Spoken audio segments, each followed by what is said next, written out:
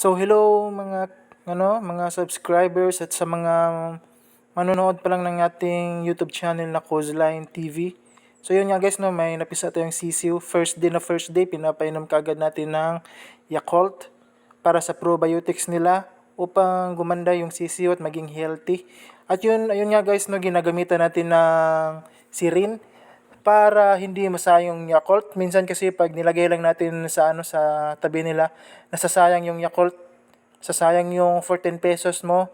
So ayun, ginamitan natin ng sirin. Ayun, dinidiretso natin sa bibig ng sisiw. So ayun nga guys, tignan nyo na lang, i-fast forward ko na lang. Maraming salamat po sa mga manonood at mahal ko kayo. Maraming salamat din sa Diyos na nagbigay ng buhay natin. Amen. So salamat.